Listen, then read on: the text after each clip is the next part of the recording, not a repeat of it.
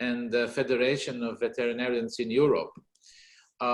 It is really a great pleasure for me to participate and moderate this webinar.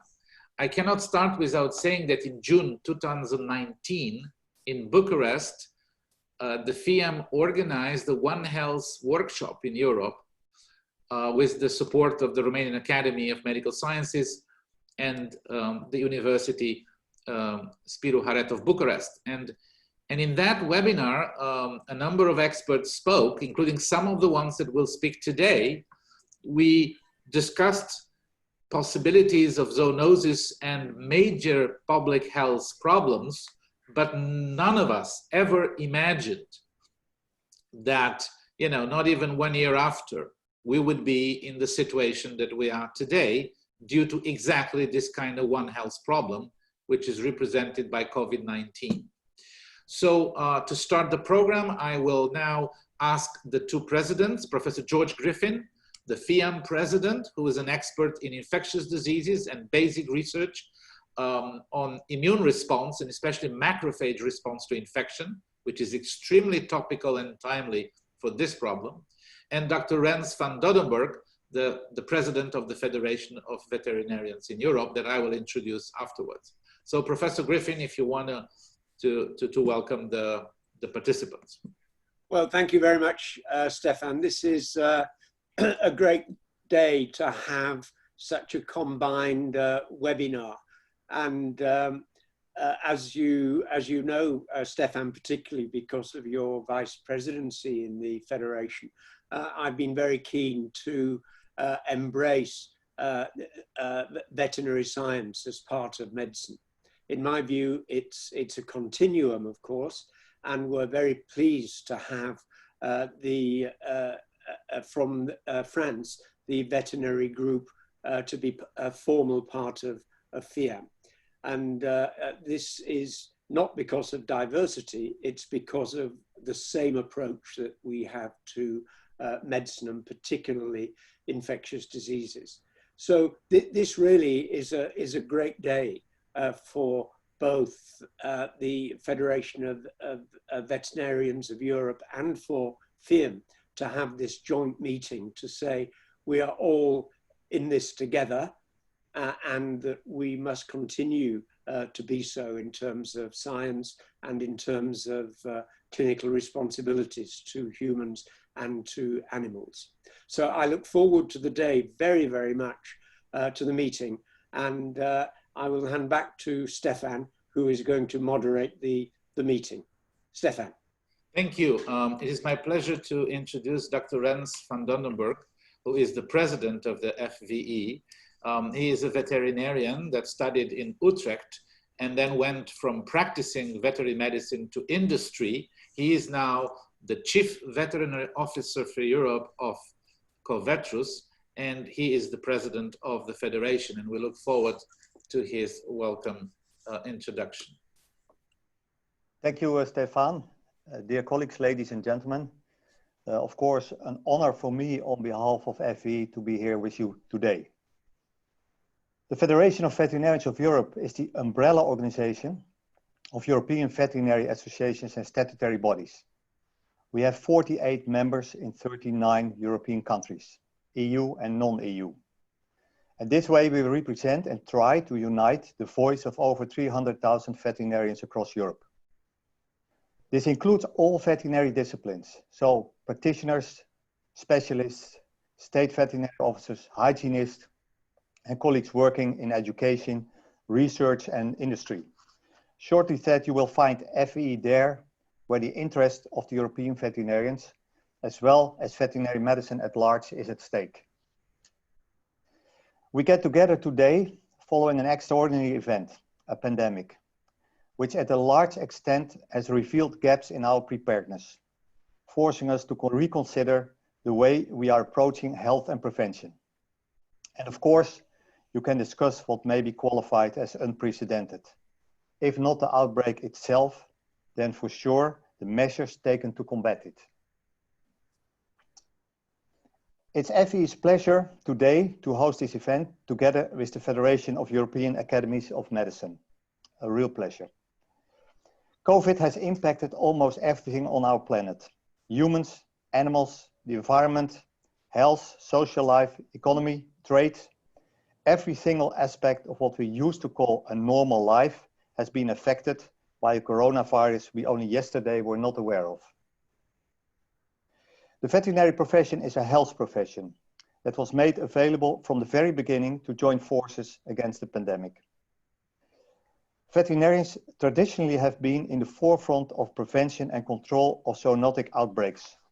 Moreover, basically for ages, the legitimation of veterinary medicine's existence was based on public health. Maybe not a lot of people know that. As such, the veterinary profession is a One Health profession with ample experience in the prevention and control of often global outbreaks. Some recent examples: avian influenza, BSE, classical swine fever, African swine fever, and more. Veterinary researchers have been at the forefront for decades, assessing viruses circulating in wildlife. Moreover, veterinary researchers have studied the coronavirus family, and they understand in depth the pathogenesis and infection channels of this virus family. Veterinarians have gained field experience in the control of past epidemics of animal contagious diseases and zoonoses. And that's exactly why many veterinarians, especially veterinary virologists, have been a substantial part of the lead of the COVID task forces in EU member states, as well as on a European level. Additionally, veterinarians have directly assisted healthcare systems in most countries. Veterinary universities, institutes and practices have donated their PPE and other equipment to hospitals, such as respirators or medicines needed for the medical sector. While the animal health industry has switched to producing medical devices and protective equipment for medical doctors and other health professionals. Veterinary institutes and laboratories have been helping by processing COVID tests, allowing to increase capacity of testing substantially and pushing down societal costs for testing. At the same time, both food-producing animals, so this is what we call the farm animals, and companion animals continuously required veterinary care, of course. Veterinary practices have been heavily challenged to provide this. Nevertheless, veterinarians had to work on to ensure the health and welfare of animals and in parallel to maintain food security for people. And that's why veterinary services have been declared essential services during the crisis by almost all countries around the globe. The veterinary profession has proven to be one of the pillars of the response system to this crisis. Veterinarians further on have proved to possess the knowledge and field expertise and can make an important contribution to the management of COVID-19 at many levels, while the disciplinary diversity of the profession is the real added value. With this short introduction, I would like to welcome you today on this joint event to discuss about the value, the One Health approach, and how intersectoral collaboration can contribute in our effort to do better in this and in whatever next pandemic. Thank you very much. Thank you very much. As Professor Griffin has mentioned, the FEAM is very interested in collaborating and including the academics from the veterinarian medicine field into the global effort. And they have a major contribution, not only to the coronavirus, but to many other things. I would like to just add that a small effort is going now, I was told, in Romania by the One Health Institute there, that is led by Professor Manolescu. He just communicated us that they're trying to work on corona in cats. And I think there are efforts in all countries, including now in Belgium, in France, and others. And I want to thank Professor André Laurent Parodi for chairing the One Health Commission of the FEAM and having contributed to this event, although he is not present here now. So it is my pleasure to start now the actual part with the talks. And I'd like to introduce Charles Price. Charles Price works at the European Commission, Director General for Health and Food Safety, DG Santé. He's based in Luxembourg. He is currently focusing on health emergency operations facility of the Director General Santé in response to the COVID-19 pandemic. And we are grateful for his presence. And I remind all the speakers that they have between 10 and 15 minutes so that we have a chance at the end to ask questions. So Charles Price, the floor is yours. Thank you very much, Professor Constantinescu, and thank you very much to the European Academies of Medicine and Federation of Veterinarians of Europe for organising this, I think, very pertinent COVID-19 One Health workshop on the theme of Can We Do Better, and for inviting DG Santé to take part. As you say, I am working in the Public Health Directorate on the human public health side of DG Santé, and I'm actively involved in the COVID-19 response. I'm going to say a few words, as you asked me to, the EU response to the pandemic so far. And really, the important thing to stress is that we didn't start from square one. The first SARS outbreak in 2002 to 2004 stimulated a lot of work on preparedness for pandemic, and in particular, the establishment of the European Centre for Disease Prevention and Control, Ecdc, with its mandate for surveillance, risk assessment and guidance. The 2009 pandemic flu also prompted the need to develop a legal framework on serious cross-border health threats, to formally establish an early warning and response system to allow member states to communicate with each other and with the Commission and WHO, and formally designated people from each member state to work together on a health security committee to coordinate the response. And since then, there's been a lot of work on pandemic preparedness plans, focusing in particular on influenza and exercises at the European level. Also established in 2013 was the possibility for the EU to assist member states to carry out joint procurement of medical countermeasures, and the strengthening of the EU civil protection mechanism, and projects such as funded by the health programme, such as the Healthy Gateways, which started to producing guidance on points of entry, and also a strand of the research programme specifically looking at how it would rapidly address any emerging epidemic. And the GLOPID-R example is one of those projects. Important to remind ourselves that it's member states who are responsible for health policies and health actions. And the Health Security Committee at the EU level is there to help coordinate and support member states and to discuss the epidemiological situation, the risk assessment, and what countermeasures could be taken. But it's also in this epidemic established a sub-network on clinical management and on research, activities on public communication, and on stakeholder involvement.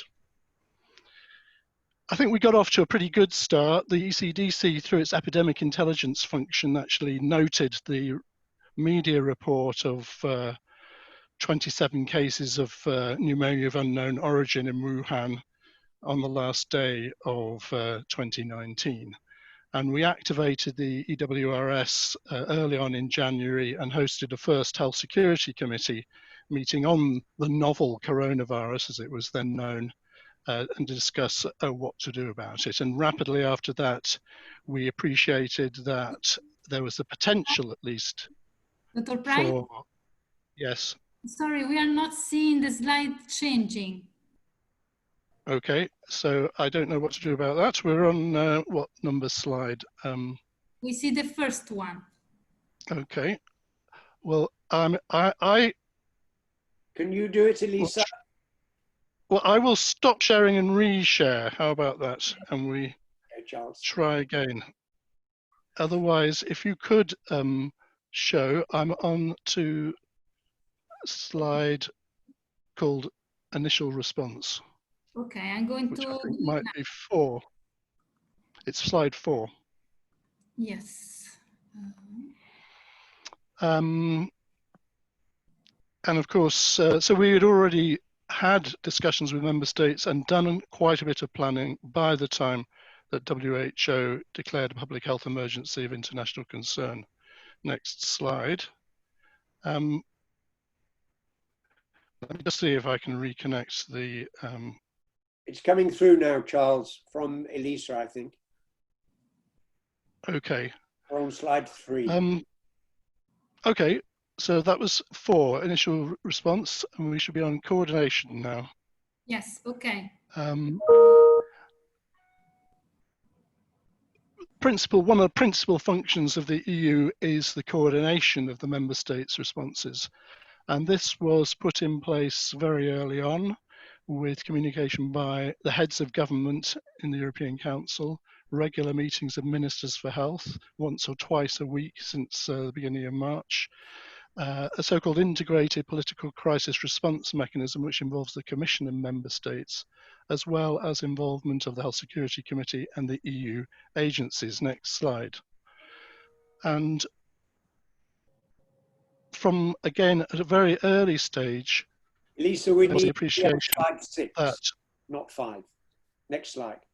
Sorry, that we're on slide 6 now, that this was not just a public health emergency. It required a comprehensive response involving many other areas of EU competence on the economy, on the borders, research, disinformation fighting, and so on. Next slide.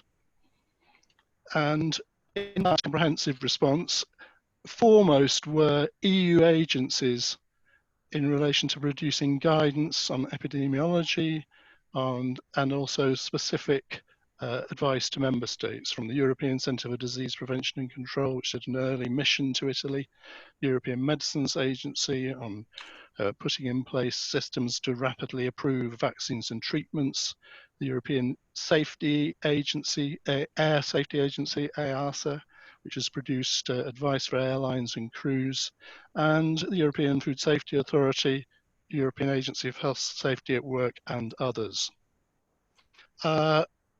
Over the ECDC, next slide, has produced over 50 technical documents with guidance for member states in the health sector, including on infection prevention and control, contingency planning, contact tracing, social distancing, and much more. Next slide. And also models for the member states to use in communicating risk. Next slide. The DG Sante has been engaged in supporting the coordination between member states and in mobilizing EU funds to support health systems, to help purchase medical supplies, to work on stockpiling, to support the development of vaccines and treatments. We purchased, for example, 10 million masks and distributed them to EU member states for healthcare workers. We've now put in place a stockpile of PPE. We're sending medical teams through the EU Medical Corps to member states with particular needs. And we've also been able to help member states help each other. For example, France donated PPE to Italy and vice versa, and through this EU civil protection mechanism. I mentioned also the health projects on border management. Next slide. And because of this is a particular One Health, I should not just draw attention to the fact that we have, through our food safety work, published questions and answers for the public in relation to COVID-19 and food. And next slide, in relation to the COVID-19 and farmed and domestic animals. Next slide. Just now briefly on other areas outside of DG Sante, the EU's funded considerable research on diagnoses, treatments, vaccines, as well as on epidemiology, prevention of social and economic factors. Next slide. There's been a major economic dimension to keeping goods flowing in the single market, loans to help member states pay workers, and adapting all of the EU funding to be able to enable it to respond to the situation. We've been particularly focused on how to support member states to coordinate their border closures, border measures. I should stress that it's the member states' competence to decide on their own borders. The EU level is to help coordinate them, which is something they very much want to do. We put in place measures to ensure green lanes for continuous flow of goods and support to airlines who've had difficulties. We've helped and we've actually paid a major contribution to repatriate 50,000 EU citizens and work together with member states on repatriating up to 500,000 EU citizens. Our communications platform and our joint research centre, together with the External Action Service, is fighting disinformation through our social media, and we're on tourism transport now, thinking about the return to some kind of normality. We've been working hard to produce guidelines and measures for the safe return to tourism and transport, which are now starting to take effect. Not forgetting the global response, President Ursula von der Leyen led a pledging event for us where the Commission put in 1.4 billion euros for the support the global response, and together that pledging event has raised 7.4 billion in pledges from donors worldwide. Next. We've produced, together with member states, a joint exit strategy and guidance for member states in the steps they're taking to phase out confinement and to put in place the new normal measures for the next phases. We've also put in place a recovery plan looking for what we of course all hope will come sooner rather than later, which will be when the pandemic's finally brought under control, and a recovery plan for the next 7 years to increase financial support to member states to support not only crisis response tools, but also to support the European Green Deal, digital investment, and strategic autonomy. That is to fix some of the gaps in European production in, for example, critical medicines, PPE, and other things which have been noted as a problem during this crisis, so that we can have European resources for that at some future crisis. And not forgetting major financial support also in the next 7 years to our neighbourhood and partners. So look, those are some of the things that the EU has been doing on this crisis. There's been a huge amount of further actions which I haven't been able to touch on, but there's a great deal for our media, last slide, which you can follow on the various social media and on the internet. Thank you very much.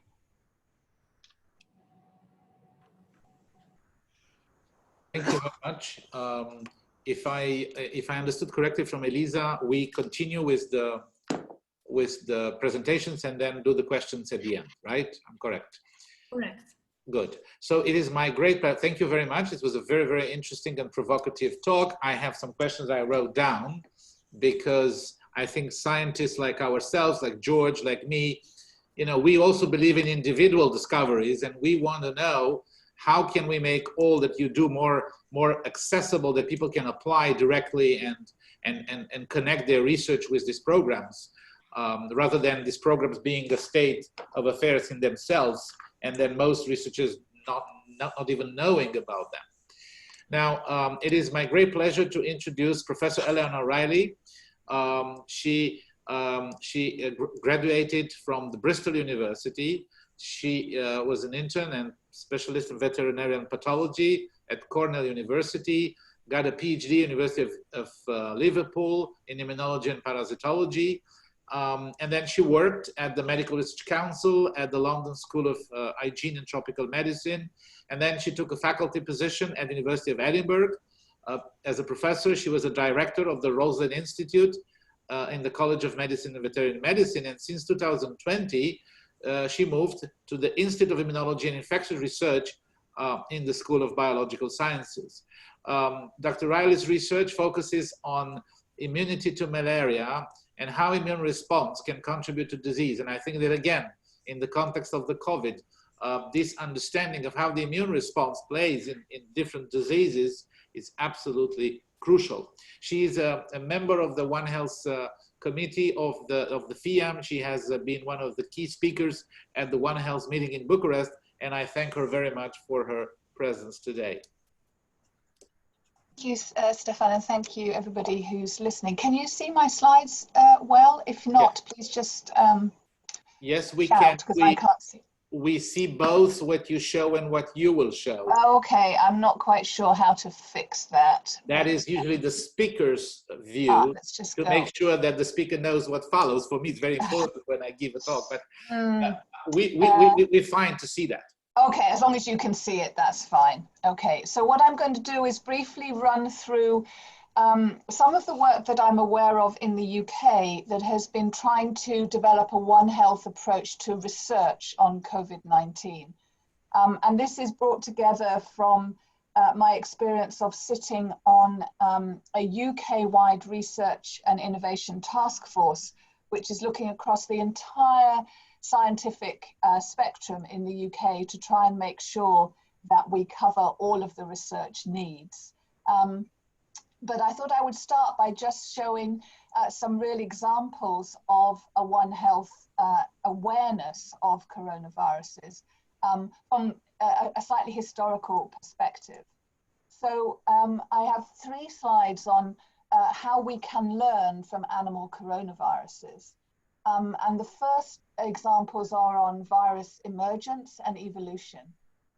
And it is clear as a veterinarian and an infectious diseases researcher that coronaviruses have emerged regularly and repeatedly across history. And that they emerge in a new host species, typically via recombination within an intermediate host. So the majority of these viruses, as far as we know, probably have their definitive host in the bat, but they don't jump directly to us. And so we know for one of the seasonal human coronaviruses, OC43, that jumped to humans via cattle in the 1890s and seems to have been associated with a significant respiratory illness in humans, a more severe illness than is now caused by OC43. Another human seasonal virus, 229E, came from bats to humans via camels, as did MERS in the 2010s, and SARS came to us via civets. What we don't yet know is what is the intermediate host for SARS-CoV-2. It's been suggested it's a pangolin, but that data is not very solid at the moment. What we also know is that East Asia is a hotspot for this, for the emergence of coronaviruses, in pigs particularly, as well as humans. So in the last decades, there have been at least 4 pig coronaviruses that have emerged in East Asia. Porcine epidemic diarrhea, transmissible gastroenteritis, porcine delta coronavirus, and severe acute diarrhea syndrome is the most recent, which emerged in 2017. I think it's something that we need to reflect on, that in fact we've been historically rather poor at studying the human adapted coronaviruses, the seasonal coronaviruses, because we kind of don't appreciate their importance. They just cause a common cold, and we haven't really taken much opportunity to look at them. And for example, we don't know how OC43 has evolved in the last 100 years since it emerged in humans. And if we did know something about how it evolved, it might help us to try and predict what will happen to SARS-CoV-2 over the next years.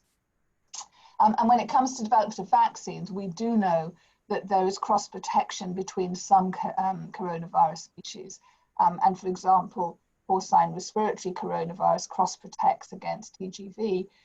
They're both endemic now, and actually the respiratory coronavirus, which is less severe, has led to the TGEV becoming less of a clinical problem as cross-immunity to the two develops in the pig population.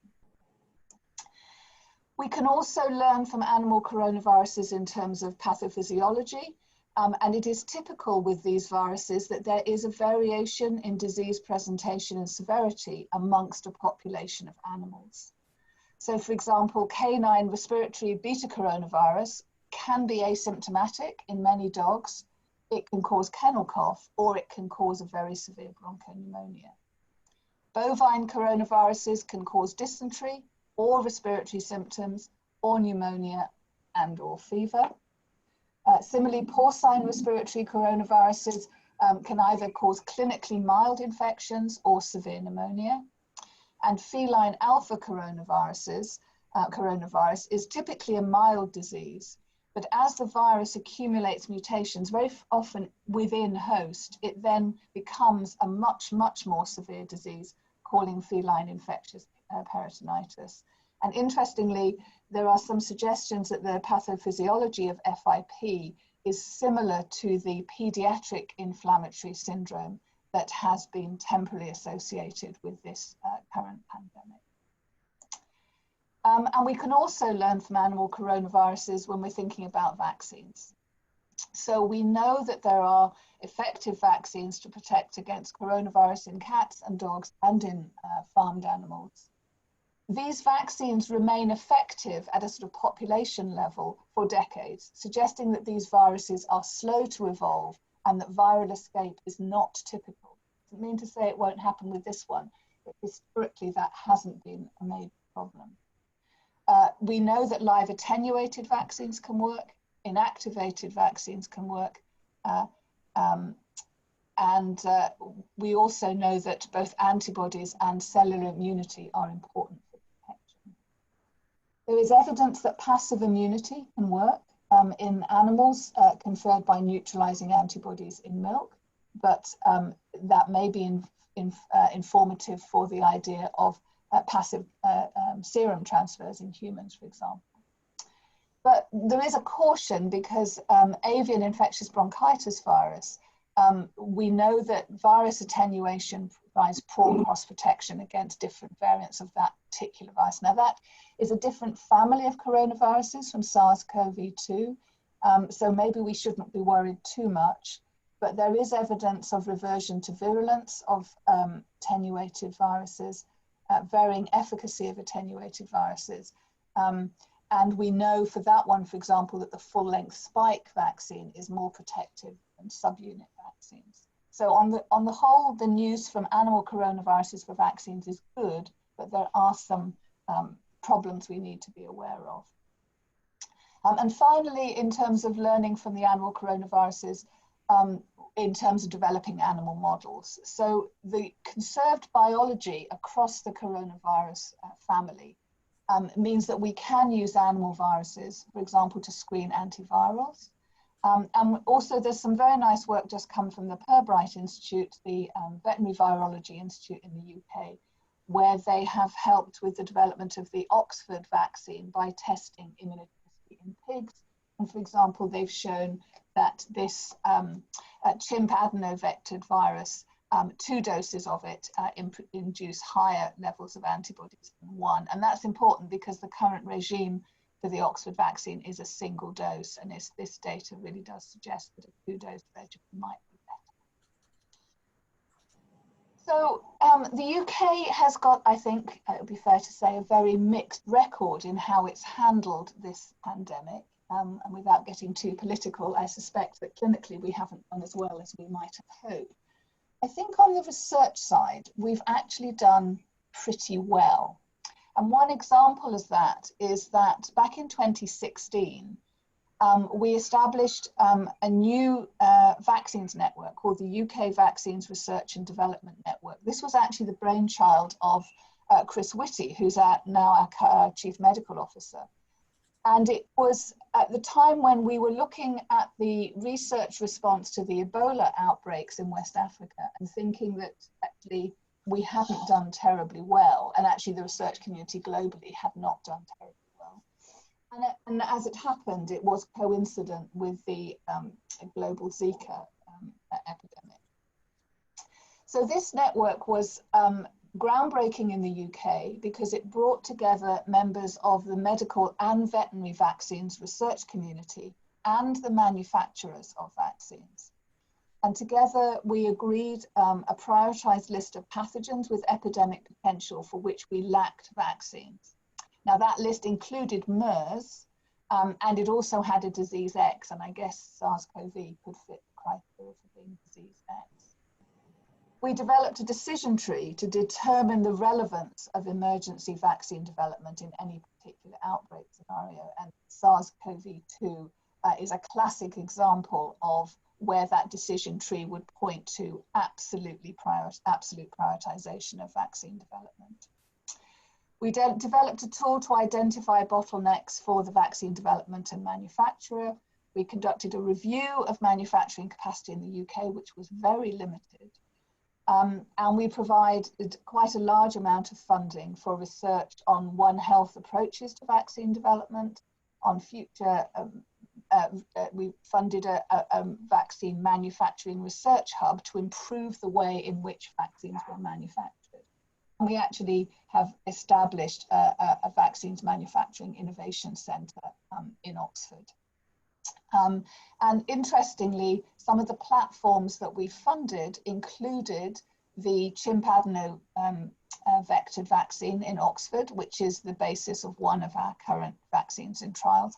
And also we funded research on RNA vaccines, and there's currently an RNA vaccine under development at Imperial College for this disease. And interestingly, we also funded a project on post-vaccination Guillain-Barré syndrome, which is also turning out to be important because there is an increase in reports of this syndrome coincident with this pandemic.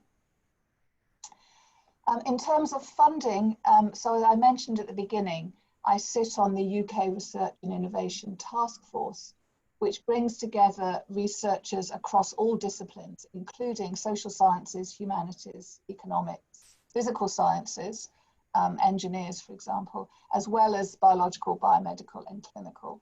And then also sitting on that task force are representatives of government agencies, for example, the Department of Health, and Department of Transport and the Treasury, and also members of our Scientific Advisory Group for Emergencies who are directly advising government on policy. So the task force receives direct funding. So research in the UK has been funded through a number of different routes. There's been direct funding from government for large-scale epidemiological clinical studies, vaccine trials, drug trials, and diagnostics. There's been a rapid response funding call, which has currently dispersed more than £70 million for research with public health impact within the 12 to 18 month period. And a new tranche of funds, significantly more than this, is expected to be delegated this month to continue. We're actually now moving from a rapid response funding call, which was making decisions on grants within 2 to 3 weeks. And then we're now moving on to a slightly more sustainable 4 to 6 week funding cycle and a slightly longer timescale, likely to be grants of 18 to 24 months. The task force also forms a really important role in coordination, so reviewing the portfolio of funded research, not just in the UK, but internationally, identifying gaps in the research portfolio of questions that aren't currently being answered, and then commissioning research where necessary to fill those gaps. And of relevance to this discussion, a current gap in the UK, and possibly a current gap more broadly, is really detailed studies at the human-animal interface. We are concerned, particularly because we don't know what this intermediate host was or what breadth of species might form such a host, that there is the potential for reverse zoonosis of this disease going from humans back into an animal reservoir. and establishment of a new animal reservoir would be a pretty disastrous outcome of this pandemic, and we really need to guard against that. And currently, we're not aware of a huge amount of work in that area, but there may well be people on this webinar who know about work going on elsewhere that we're not aware of. So I thought I would just end with a little local snapshot of what's going on in Edinburgh as a One Health approach. So rather than talking in generalities, to give you some really local examples. So the Moredun Research Institute, which is a Scottish Agricultural Institute, has teamed up with our local agricultural college. And as was mentioned earlier, they have now been accredited to provide capacity for virus diagnostics in the long term. So they will be providing large scale diagnosis going forward, freeing up the regular clinical diagnostics to go back to their normal day job of diagnosing all sorts of other diseases. The Roslin Institute, where I was fortunate enough to be director for a number of years, also is an animal biosciences institute, and they're conducting research on a diverse topics in the One Health arena, including look at virus dissemination in wastewater, working on the functional genomics of SARS-CoV-2. They've constructed pseudoviruses for drug screening. They've expressed the spike proteins in influenza and rotavirus vaccine mimics as potential vaccine platforms. They're tracking virus transmission via virus phylogeny, deep sequencing and phylogeny, and produced a fascinating paper on how the virus arrived in Scotland. And actually, I apologise to my Dutch colleague, it seems that we were responsible for sending quite a lot of virus to the Netherlands. They've generated a gene edited, or are hoping to generate a gene edited pig with the human ACE2 receptor as a large animal model of COVID-19 for future research on vaccines, on drugs, and also very crucially on understanding the pathophysiology of severe coronavirus infection. The epidemiologists and modelers have adapted their livestock disease simulation models to inform disease control policy and assess the unique risks of the future of COVID-19 in Scotland, given its rather unique demography. And they're also developing an epidemiological decision toolbox to inform policy and decision making in Africa. And that's an interesting area of developing concern. How is this pandemic going to unravel in sub-Saharan Africa, and what are the long-term consequences of that? And then finally, our Global Academy of Agriculture and Food Security is doing a big piece of work assessing the socio-economic impact of the pandemic and the lockdown on food security. And again, particularly focusing on low and middle income countries, looking particularly at high protein, high production value, high protein food chains in Southeast Asia. We were asked to just end with a little can we do better, and to reflect on where we are 6 months into this pandemic. I would say that the international research community has, in what we say in the UK, played a blinder. They have done incredibly well. In 6 months, we've identified, and internationally, globally, we have identified and sequenced the virus. We've sequenced the virus many, many thousands of times and used that data to map the spread of the virus. Currently, there are more than 200 vaccine development programs in train, and at least 5 of those vaccines are already in human trials. That is an astonishing achievement. And we have significantly improved case management. The clinicians have learned a lot about how this disease progresses, which drugs work, which drugs don't. And we have 2 drugs now that we know can make a significant difference in the treatment of severe COVID-19. But there are some important things that we still don't know. We don't know why some people are severely ill and others are only mildly affected. We don't know much about protective immunity or how long it lasts. We don't know if any of the vaccines will work, and if so, why they work. We don't know much about how the virus is changing. Is it just drifting with random mutations? That seems to be the case. There's been a little bit of interest recently in a couple of papers suggesting that the virus is also evolving, so changing its transmission potential, for example. as a result of these mutations. And as I've said a couple of times, we have no real idea where this virus came from. We think that horseshoe bats are the definitive host, but the intermediate host is still not really known, and there may be more than one.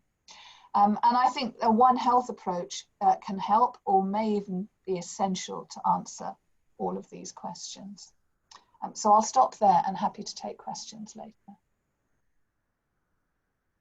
Thank you very much for this really interesting presentation that touches a number of key questions that we are all trying to think about. We're gonna have questions afterwards. And so now normally we should have the presentation of Professor Maurizio Ferri from Italy. He is an expert in veterinary public health and food safety.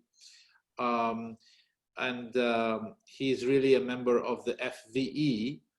But unfortunately, Professor Maurizio Ferri had a small accident this morning and cannot really be with us during this presentation.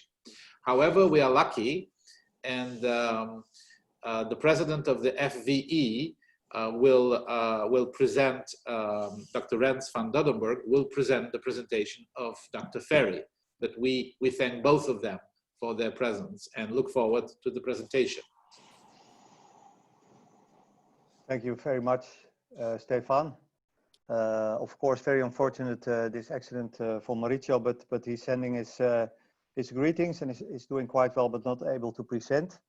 Of course, quite a struggle for me as just an ordinary vet to replace a person of such high expertise, which Maurizio is in our world, in our veterinary world. But I tried the best I can. Well, looking to the title of this slide, of course, the aim of this presentation is shortly said to show that the animal health approach for sure is required to address pandemics or also epidemics as we have now with COVID-19. Next slide, please. And again, the next slide. Please again. Yes, okay. And this can be maybe called a necessary caveat, because maybe not all of you are aware, but in total of the human emerging diseases, 72% has a zoonotic origin.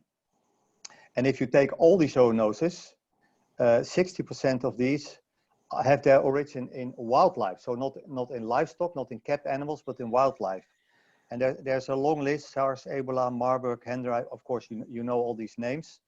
But what is important to realize is that while in most countries livestock is surveyed, monitored very well on a lot of diseases, of course, by their nature, this is much more difficult, much more complex to maintain for wildlife. So there's only a very low level of surveillance, differently than in livestock. But it's important to notice because, as said, 60% is from wildlife origin. Having said that, we think it's safe to state that COVID-19 is a zoonosis, full stop. Next slide, please.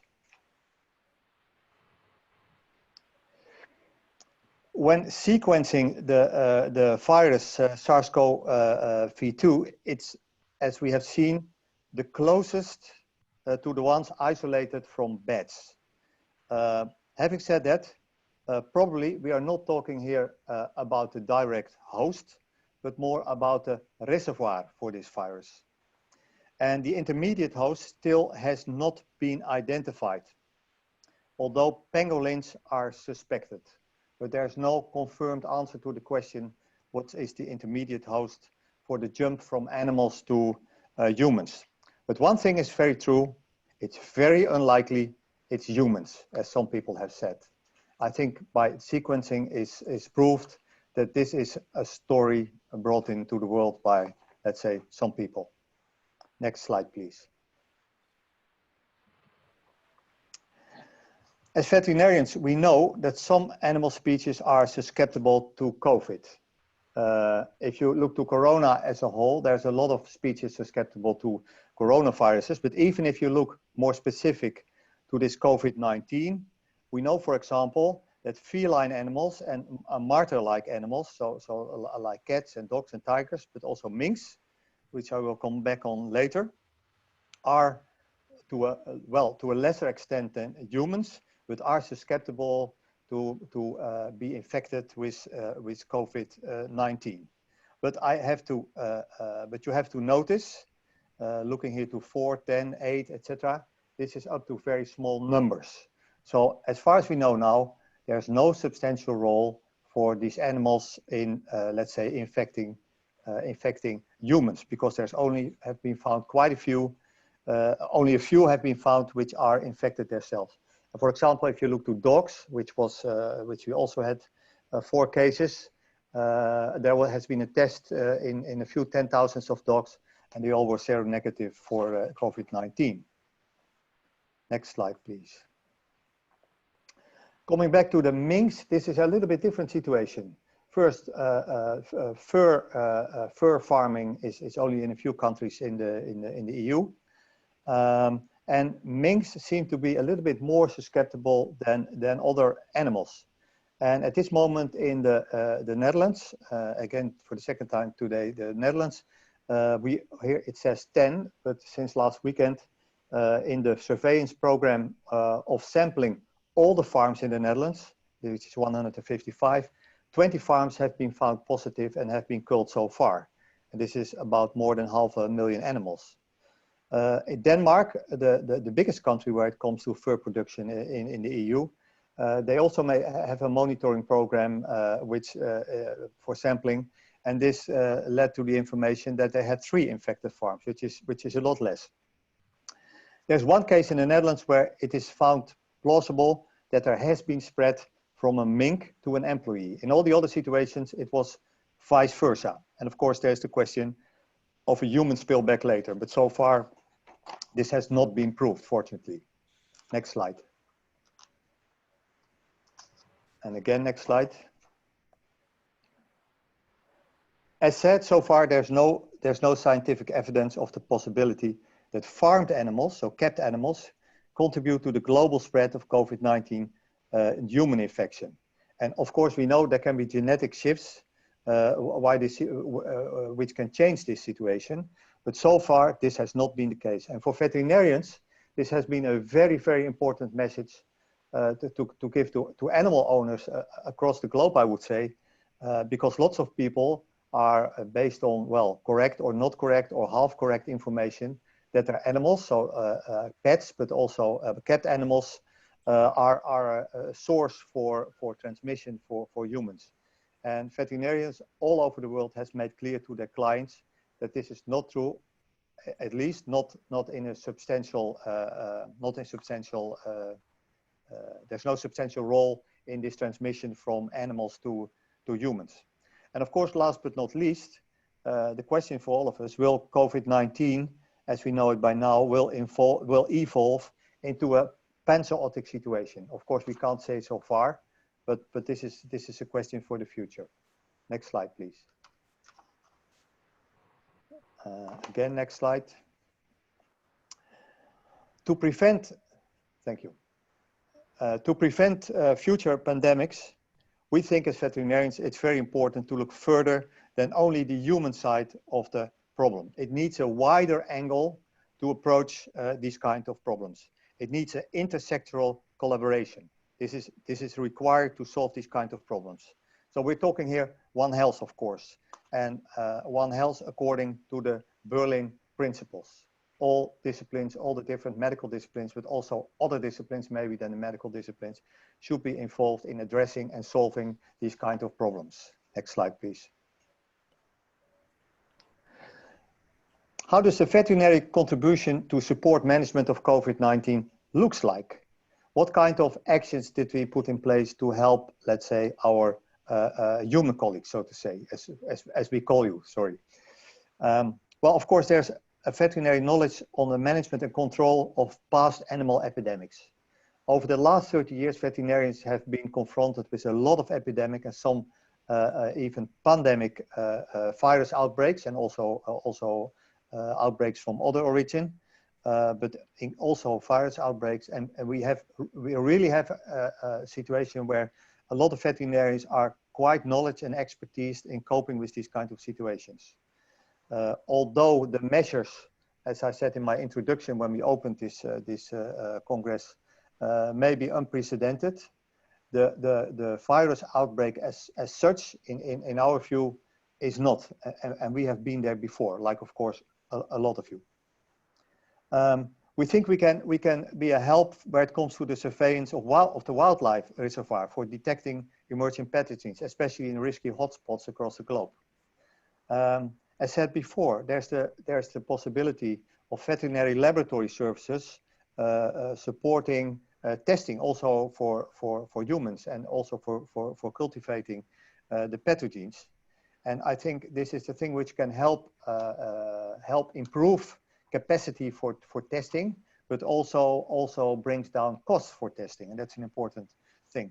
And last but not least, in the veterinary world, we have quite some vaccines for or against, I have to say, coronaviruses, and there's veterinary research and expertise available on these vaccine developing for coronaviruses. Of course, so far not for COVID-19, but viruses from the same family.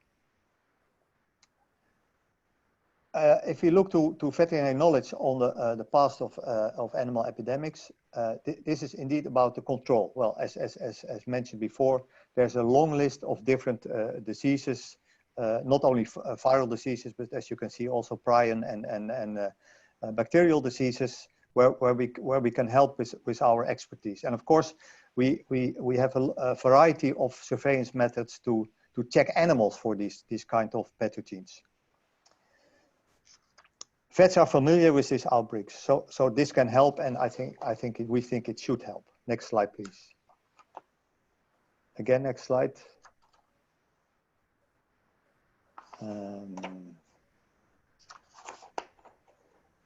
Again, next slide.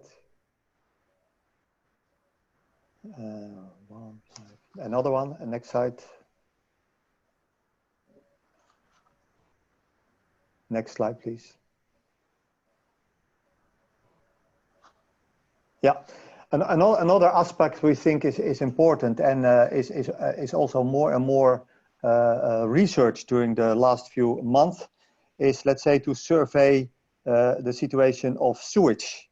Well, we know this from in some cities this is done for humans, but also there's the case that we can do this for animals, of course, and especially if you look to wildlife, which is of course very difficult to sample.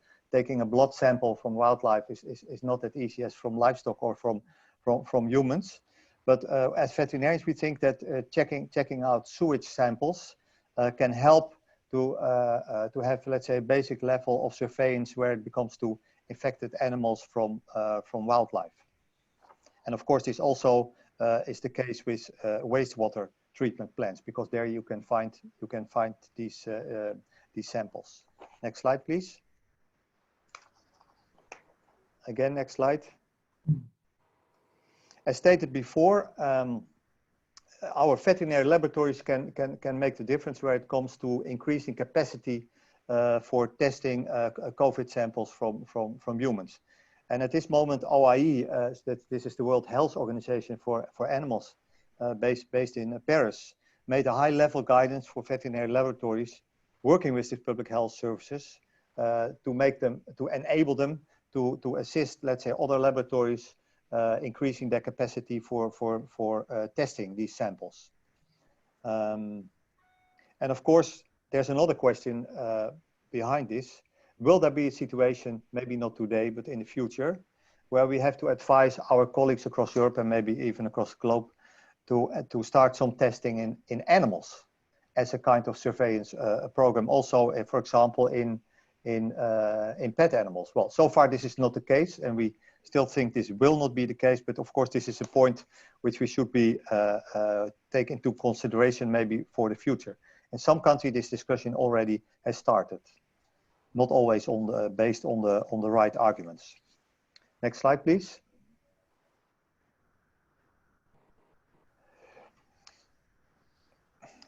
Well, as I said before, coronaviruses are well known in veterinary medicine, in poultry, in bovine, more specifically in calves. We know about lots of infections of the digestion tracts, of the respiratory tracts, and more in these animals. More than that, for some of these diseases, we even have vaccines against these coronaviruses. And as said before, this is of course not the COVID-19, but it's of the larger family or other types of coronavirus. But the expertise for sure is available. We already went along this road in a much earlier stage. Next slide, please. To give a very small example, and this is not about coronavirus, but if you look to papillomavirus and HPV, this all originates from the expertise from the veterinary side. Next slide, please. Next slide again. Yeah, can we do better? The answer always should be yes, of course, we always can do better. And I think that in looking to the wider community, as veterinarians, we have seen, and we still see it as our role, to make clear to the general public that, let's say, the situation with their pet animals, but also with livestock animals, also with food from animal origin, that they are safe where it comes to the COVID-19 disease. And we have learned, because of, let's say, facts, half facts, rumors, which come across all the time, that we have to bring this message again and again and again, and to give the right information to the general public about the role or the non-existing role where it comes to transmission from animals to humans in this COVID-19 epidemic. We see this as a very important part of for the veterinary profession, communicating to the general public. Next slide, please. Yeah, I think the coordinated response, of course, an important one, but Charles Price always went into this one. Next slide, please, Elisa. Yeah, the message of this, and you see this Foreign Affairs article of 15 years ago. The basic thing, as we have learned as veterinarians, there's always the period when you don't have an epidemic or you don't have a pandemic. And it's a little bit about the situation with wartime. When it's peace, unfortunately, we have peace. The situation is it's very likely that people or countries do not invest anymore in the army for wartime. And this is a thing we have experienced to a large extent also as veterinarians over the last 30 years. If the outbreak is over, well, maybe the first few years there's a kind of a lot of motivation to keep measures or infrastructure standing for next situations. But let's say if the peacetime is more than a few years, then people are not motivated anymore to invest in keeping infrastructure and systems for combating these kind of diseases. So this is the message of this slide. We should prepare in peacetime to be ready for combating viruses and other pathogens in wartime. Next slide, please. Yeah, and can we do better? Look into regional and global surveillance. Yes, of course we can. But also this is a question of financial resources. We can do, but it needs money. We need to spend money to be able to do this surveillance on a regional as well as on a global level. And of course, as we all know, financial resources very often is lacking. Next slide. Next slide again, please. Next slide again. Yeah, thank you. So at this moment, we are spending in the EU more than $1 billion on healthcare for humans each year, annually. There are also huge grants for research in human healthcare, where it comes to epidemiology, diagnostics, vaccines, etc. But so far, we don't have adequate funding allocated in the EU budget for animal health veterinary research, for the same kind of topics as I mentioned under human health care. And this is still lacking. For example, we have the ERA, the European Research Area for European Research Area Corona Platform. And at this moment, there are no funded projects at all for One Health or for veterinary research. And we think we think this is a gap in the system which should be filled in. Next slide, please. The meat companies became hotbeds for COVID-19, as we all know. And unfortunately, we discovered this very late during the outbreak. And we think it's very important also for our message to the general public that food animals here are not the cause of the COVID-19 outbreaks in these meat plants, not in the slaughterhouses and not in the processing of these products. It's not connected to animals, but much more to the circumstances, how labor force in these companies is working. So then we have to talk about not respecting social distance. Then we talk about not adequate ventilation systems.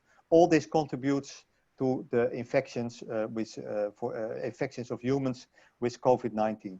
And for example, as we know today, that even in some countries in mines, deep under the ground, where for sure are no animals, where people work under the same circumstances as labor force in animal plants and slaughter plants, also get infected with COVID-19.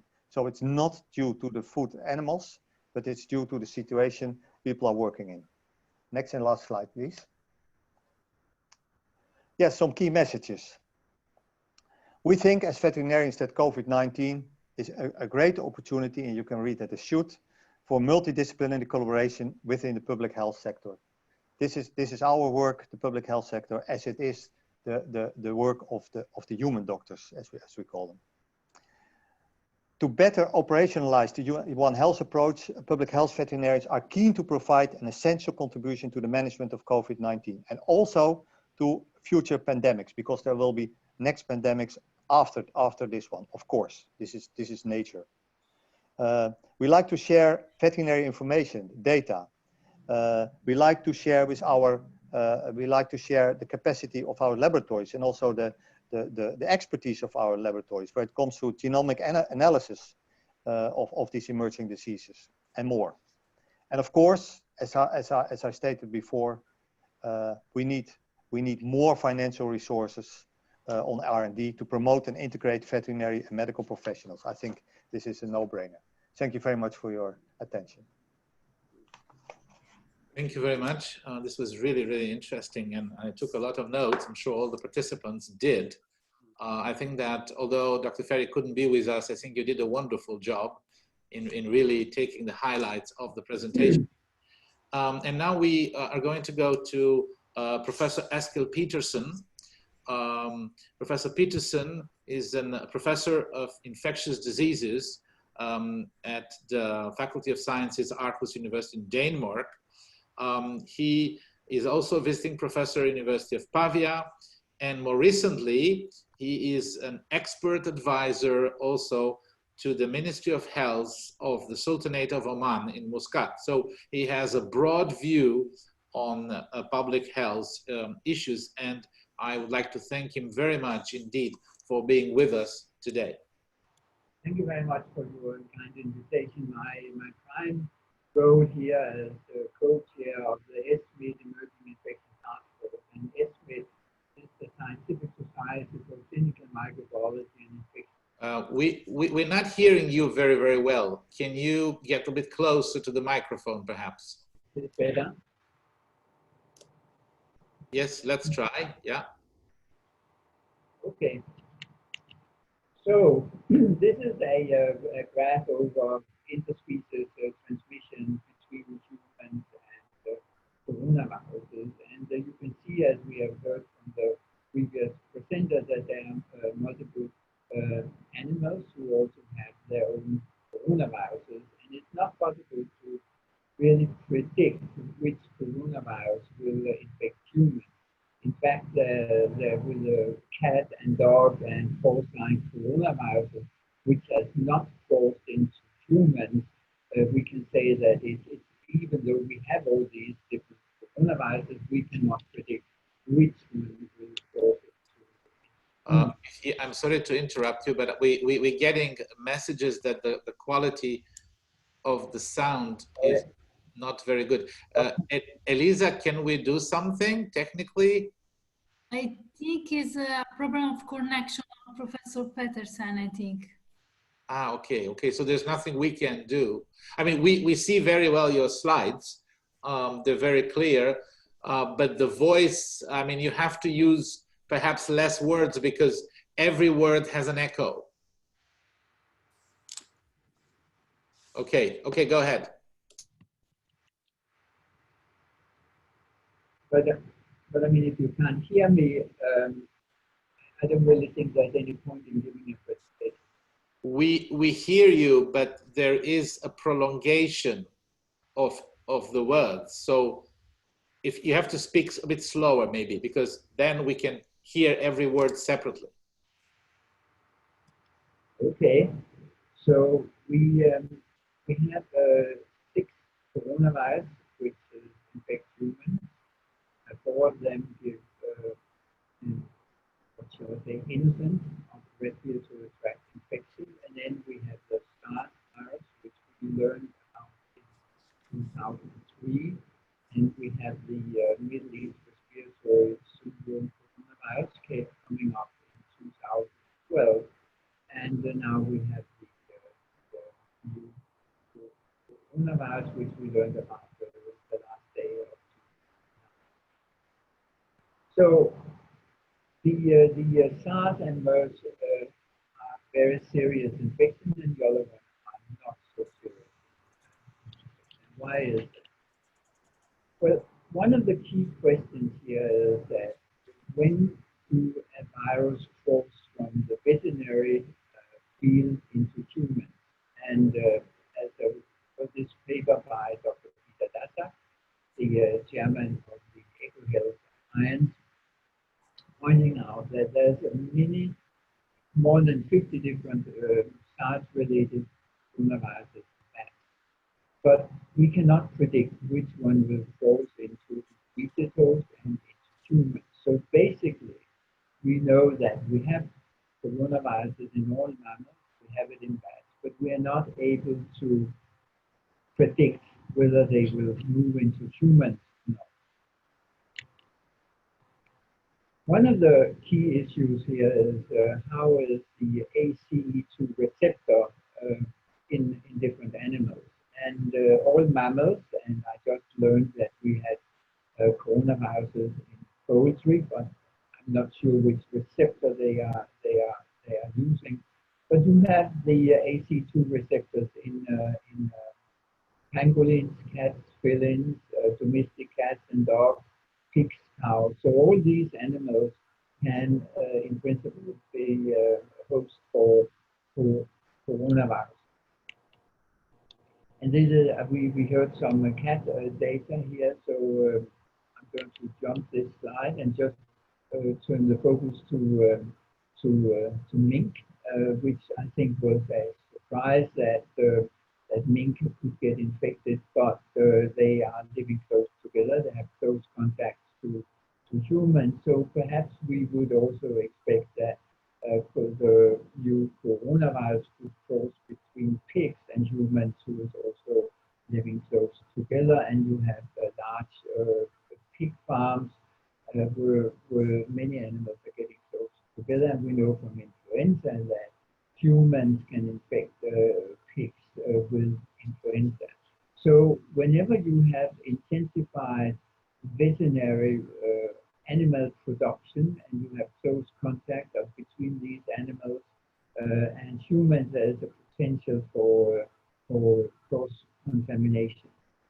So far, at least from the human side, we don't think that animals are important for the pandemic. The pandemic is driven by human-to-human transmission, and for the time being, there's no sign that this is actually also being fueled by animal-to-human transmission.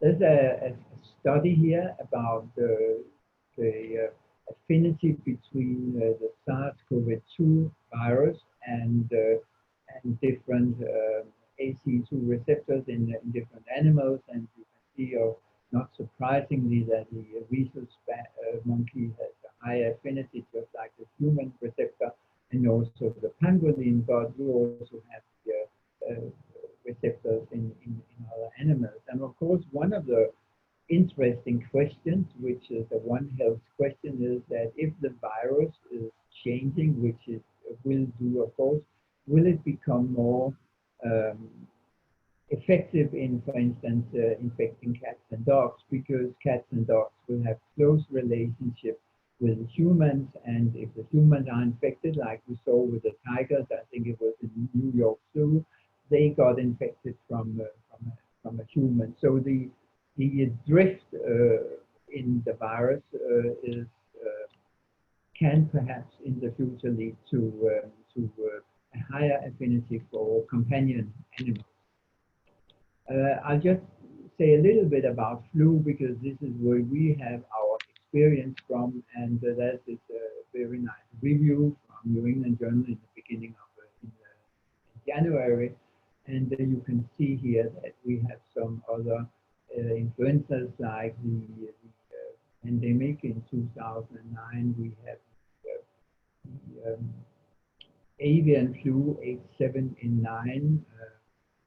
We have the MERS COVID. We have Ebola, and all of them are zoonotic infections. Perhaps the most famous zoonotic infection, which crossed into humans and where an animal reservoir is not important any longer, is the HIV, which is a prime example of introduction from an animal reservoir and then continued over decades human-to-human transmission. And we just published last week a review in the Lancet Infectious Disease comparing SARS-CoV-2, SARS-CoV, and influenza. So moving back to influenza, there's several hosts here. Horses, pigs are the usual host where the change from an avian flu to a human flu take places, but all species can be infected, of course.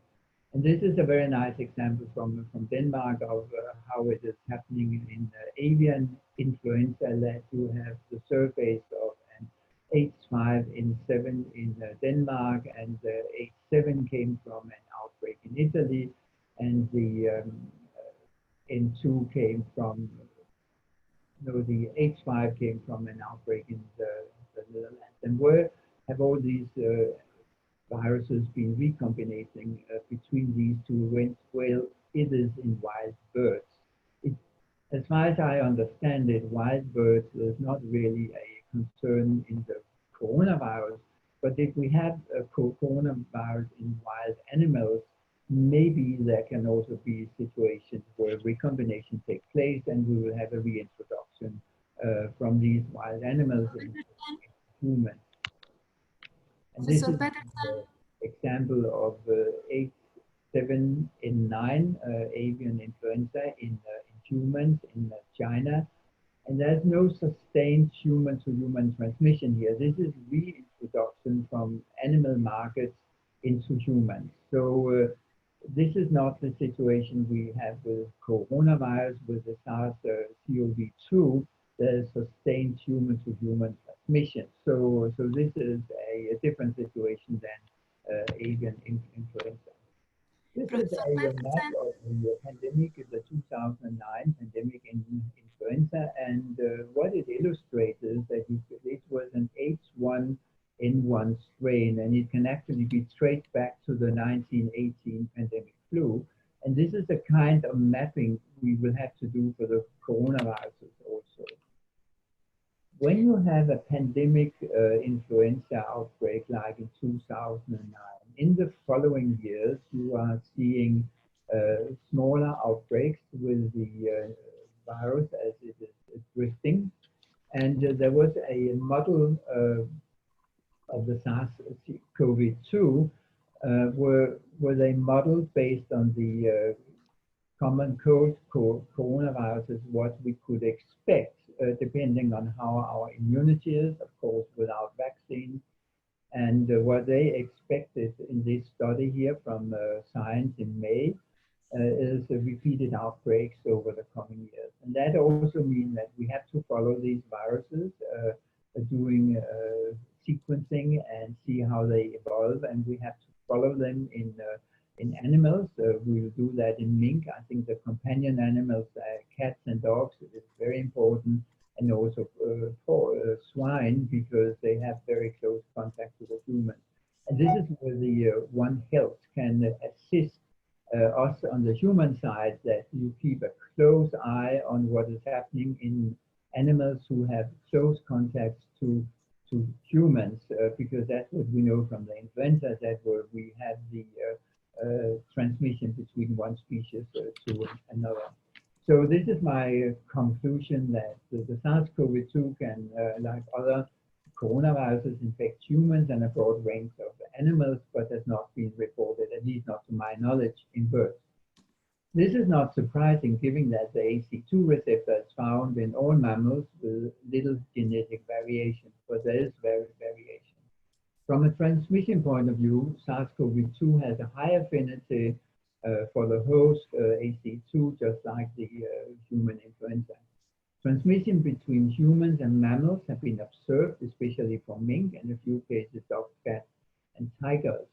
And the importance for the human epidemiology of the veterinary infections remains to be determined. So thank you very much. Thank you very much, Professor Peterson. I think the quality in the beginning of the voice was not very good, but we will have the slides online. I think at the end it was much better. Thank you very much. This is a really interesting point of view and presentation. So now I think it's time to pass to the question session.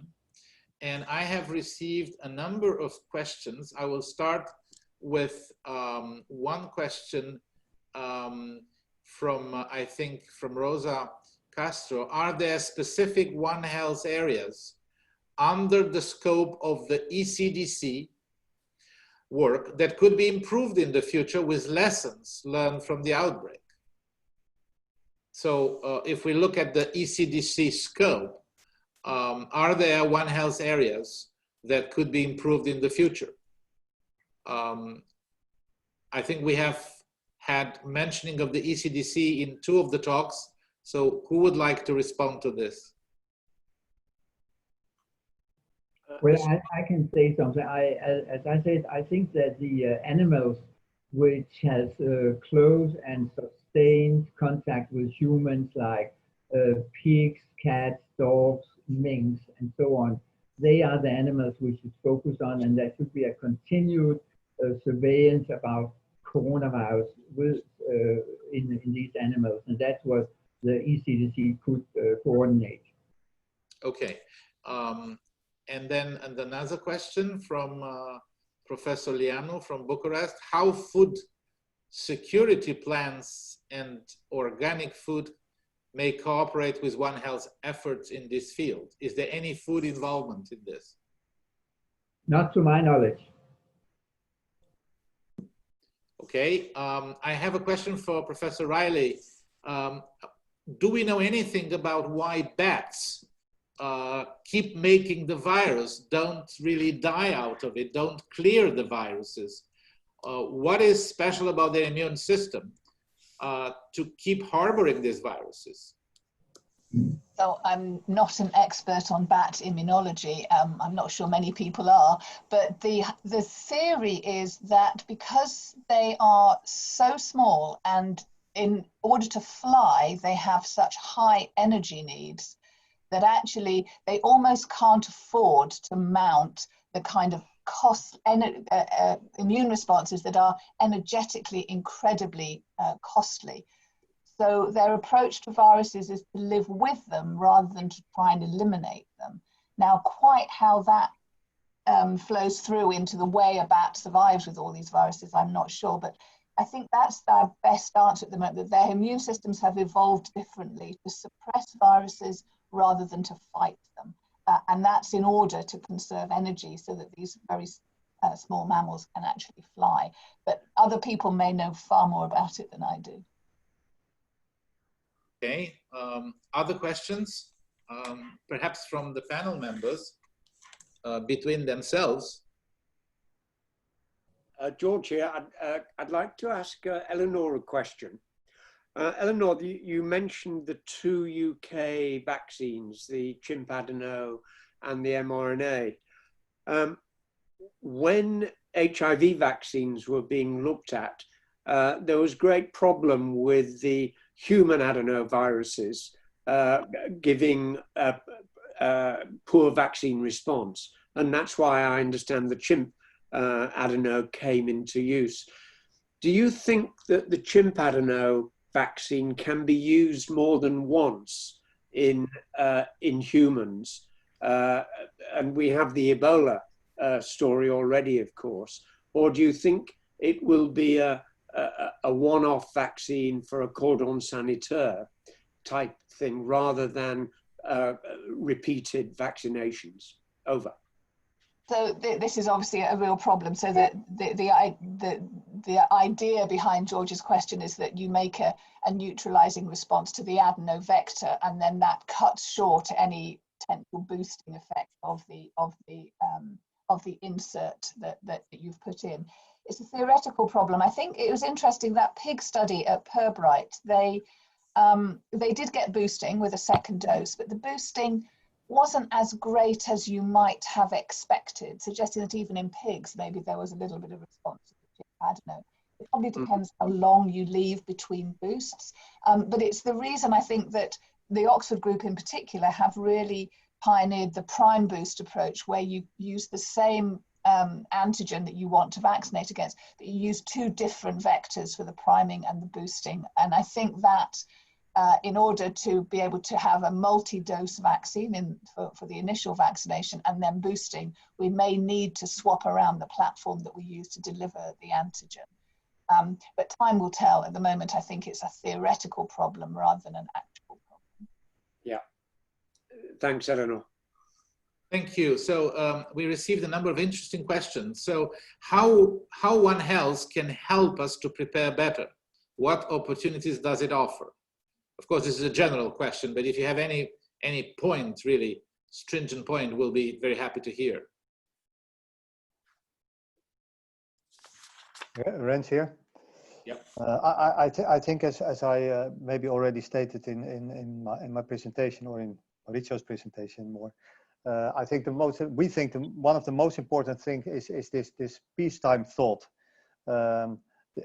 Because it's very much required to have an idea. For example, if you talk about COVID-19, what's happening in animals at the same moment while we're looking to an outbreak in humans.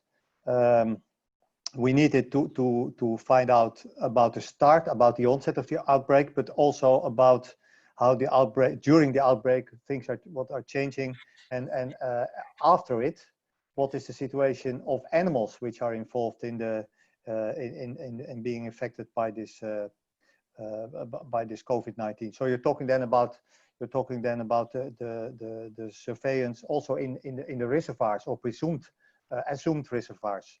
I think that's an important point to consider, and which where One Health can contribute to let's say the best possible way of combating diseases like this virus causes.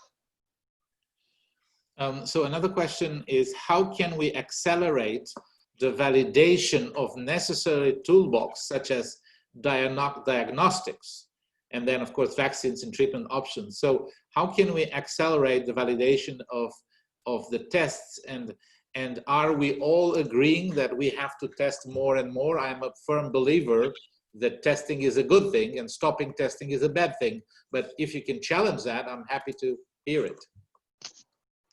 Yeah, and there was a very strange situation regarding this testing and the involvement of veterinary laboratories across the EU, because some countries use the full potence of veterinary laboratories to increase the amount of tests done in humans. But for us unknown reasons, there were also, let's say, at least 2 countries which even forbid to use these veterinary laboratories, which were certified at the highest standards, etc., to play a role in providing a higher capacity for testing. Okay, so maybe can we also get an infectious disease, human infectious disease point of view? Should we test more or not? Belgium, for example, didn't test that much. Romania didn't test that much. Other countries tested heavily. What are we recommending? I mean, are we going for a testing policy, improving and accelerating testing and surveying everything, or we let it not test and go by symptoms? Well, I think it's a matter of your resources. If you test a lot, you will find more patients, and you will probably have a lower case fatality rate. So the case fatality rate is a lot influenced by the testing numbers. The purpose of testing is to identify cases, and then you can isolate them and do contact tracing. And especially in a phase where the epidemic is going down and you want it to end sooner than later, then it's important to apply testing very widely so you can early identify cases and isolate them, isolate their contacts. So I think that testing is something that should be offered to anybody who thinks they could have the infection. They should have access to free testing. If you are at the peak of the epidemic, you have widespread community transmission. I think it's probably not possible to do a lot with testing unless you have an almost unlimited testing capability, which nobody has. Thank you. If I could add to that, please, Stefan. We had problems validating the test kits for well, both PCR, where there were some negatives, but particularly for antibodies, of course. They have now been sorted out, but the health service in the UK did not test healthcare workers initially. And this led to considerable confusion with people who were attending immunocompromised patients in hospitals, for example, and the healthcare, social care sector for older people. And this created some serious problems. So I think PCR testing for healthcare workers is really very crucial in the control of the disease in hospitals, and particularly in immunosuppressed situations. Over. Okay, so Elisa tells me that Dr. Maurizio Ferri is with us on the platform, so I would like to give him the floor for a comment. And thank you for showing up even under those circumstances. So Dr. Ferri, you can unmute. Yeah, can you hear me? Yes, yes, yes. Okay. I'm really sorry, I apologize for the problem this morning. And I really thank Rain for taking my presentation. It was just just in a short time, and it actually did well, the presentation, and it focused on my main message. So I can participate to the discussion. I don't know if there's some other questions that they need to be answered, and I'm here. Thank you very much. Thank you.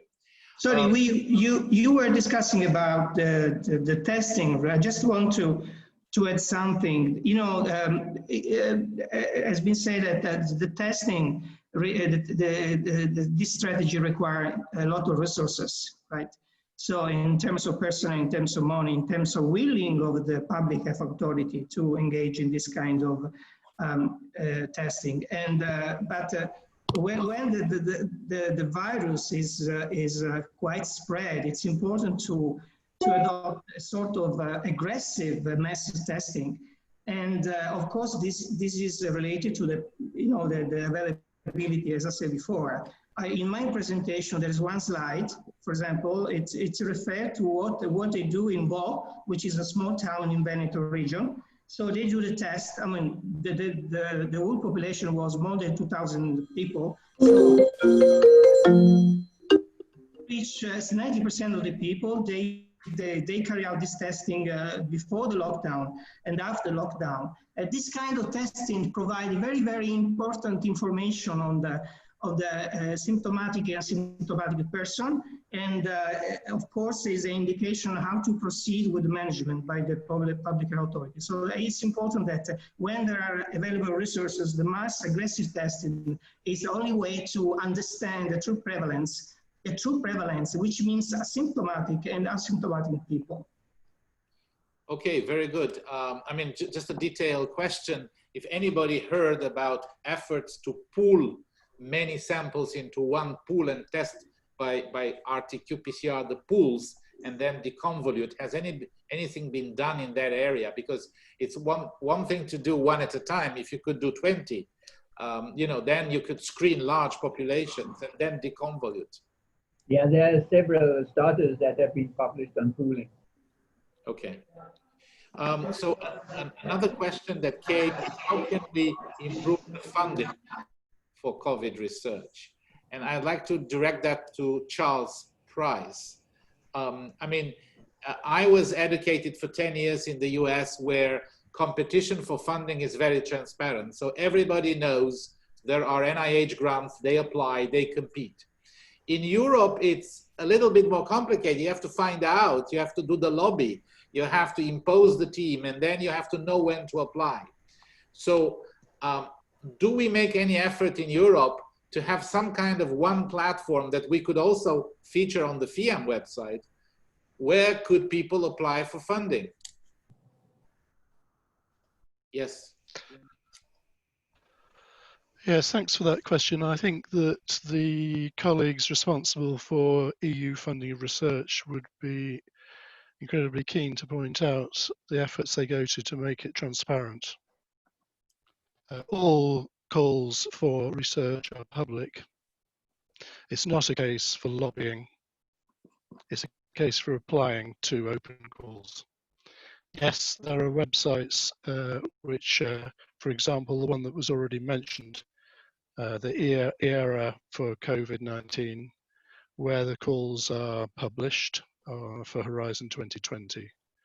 And that's a site which is easy to find. I think it is true that there are other calls which perhaps are narrower, where there is, for example, co-funding from industry, because of course there has to be a discussion before the call is launched, which types of research project would be funded by industry. I think that it's important to point out that the EU's total funding is around 1% of GDP.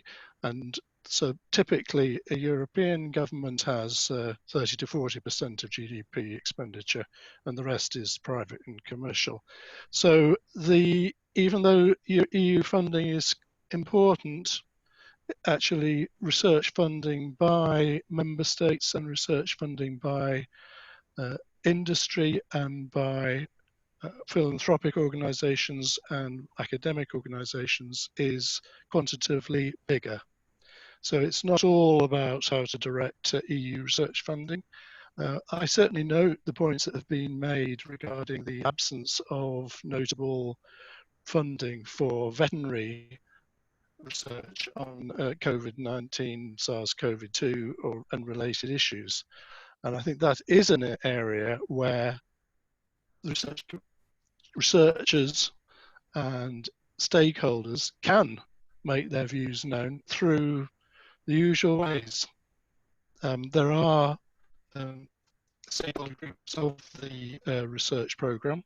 That's one way, but you can also write to the commissioner responsible for research, or the commission's president, or contact your representative in the European Parliament. All these are perfectly normal ways of going about influencing EU decision making, and can be done. And I'm sure that, for example, the communication from FEAM FVE to the Commission asking for some research priorities, and there have been some very useful ones mentioned today, very useful, I think, would be treated with great care and would be looked at with great interest.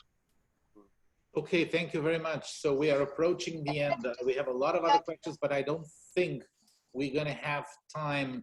Elisa tells me that we have to really try to wrap up in a few minutes, and therefore I would like to pass the word back to George Griffin, and then in the end to Rens Doddenberg for a few conclusions. And then of course we will publish all the presentation, and we will try to provide responses on the website afterwards. I don't think we can take all the questions.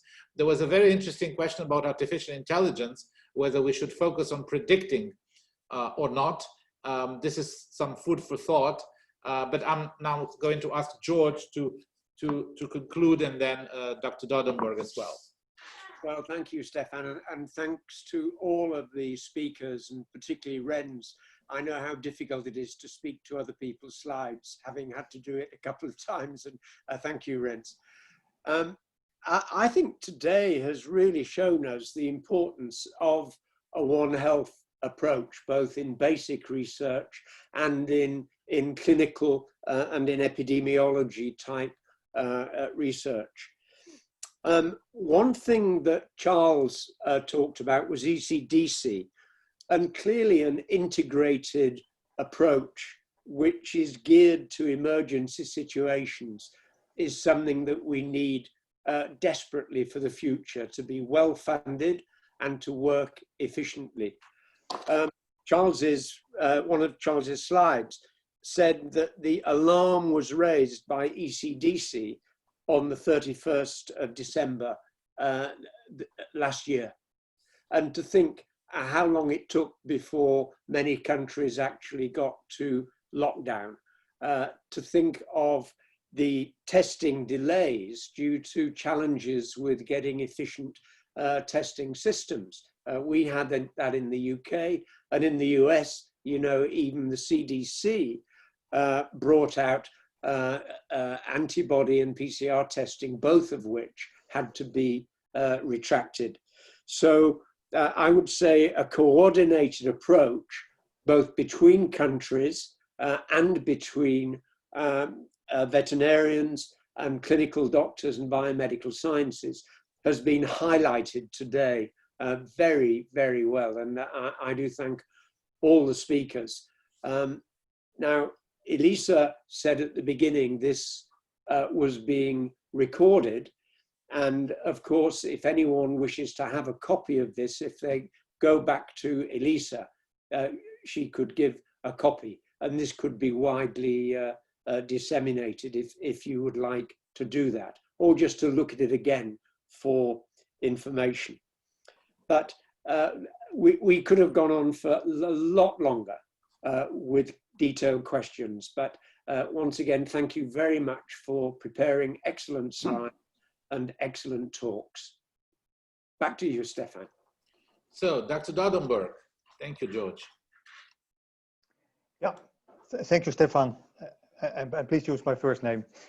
Thank you very much. I think today we already did One Health together, and organizing this event as FVE together with FEAM is One Health, full stop.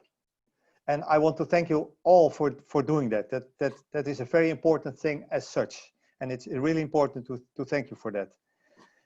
If I look to the content of the different presentations, I think they together clearly show the need for this intersectoral collaboration where it comes to intersectoral or inter-animal, we think also humans are animals, inter-animal diseases are important to combat together.